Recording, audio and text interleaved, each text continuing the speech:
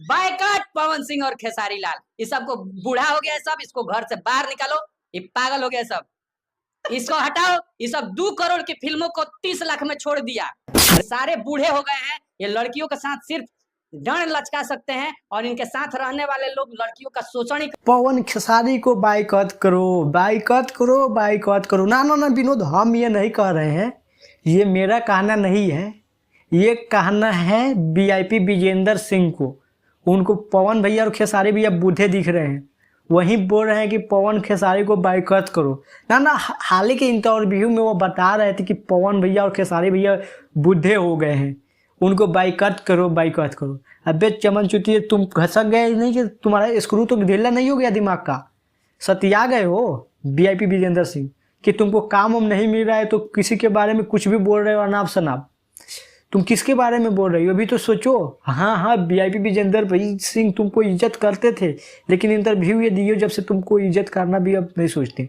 जिस व्यक्ति के बारे में जो बोले हो वो समझ रहे हो कौन है? भोजपुरी का आन बान शान है, भोजपुरी इंडस्ट्री का वो स्तंभ है, और उसके बारे में तुम ये सब अनाप शनाप बोल रहे हो। और क्या क्या क्या बोल रहा था कि पवन खेसारी लड़की के शोषण करता है, ये करता है। तो ये बताओ वीआईपी विजेंद्र सिंह, उस समय तुम भी तो इंडस्ट्री में ही काम कर रहा था, तो उस समय ये बात क्यों नहीं, ये सवाल क्यों नहीं उठाया था? जब इंडस्ट्री में तुमको काम कोई नहीं दे रहा था, किसी के ऊपर कुछ भी उछाल रहे हो हैं? काम नहीं मिल रहा है तो कॉल उठाओ ना, कॉल लो, नंबर तो है ही तुम्हारे पास, कॉल करो उनके पास, काम तो मिल ही जाएगा। चिल्लाने से कुछ होगा? इंटरव्यू में आते हो कुछ भी बोल देते हो, 2 रुपया इंटरव्यू वाला दे देते हैं, चलो पेट चल रहा है। अरे उससे अच्छा तो तुम अपना एथी बनाते हो, ब्लॉग वहीं बनाया करो, अच्छा कमाते हो उसमें भी। क्या करोगे कमा के? चमनचुती किसी के बारे में कुछ भी बोल दे तो अनाप शनाप, ये क्या एथी है तुमको? एक और बात बोला था कि आज से पहले बानी उनको क्यों नहीं बुलाया, शादी में क्यों बुलाया, उनके नोकुल भी उनके साथ फोटो नहीं खिंचवाए।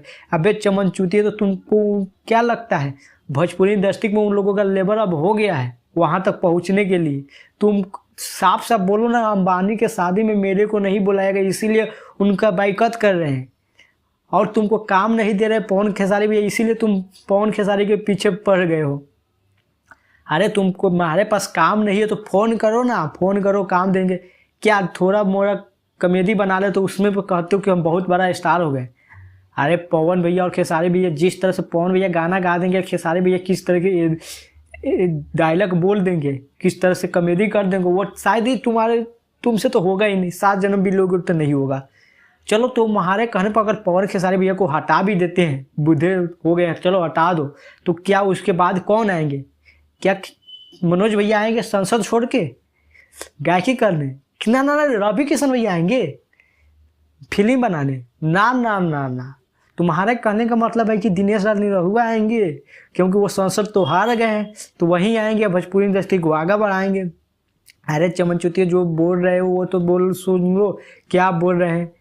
पवन खेसारी भैया से ज़्यादा बूढ़े तो तुम दिखते हो। आज भी पवन भैया और खेसारी भैया को क्षमता है कि आज भी एक दिन में 2-2 गाना का गा सकते हैं और शूट कर सकते हैं, उनके पास उतना टैलेंट है ना। ना तुम्हारे पास क्या टैलेंट है तो तुम भी दिखाओ ना, क्यों दूसरे के पीछे पड़े हुए हैं? और पवन खेसारी भैया को बूढ़े बोल रहे, चमनचुतिया सुधर जाओ।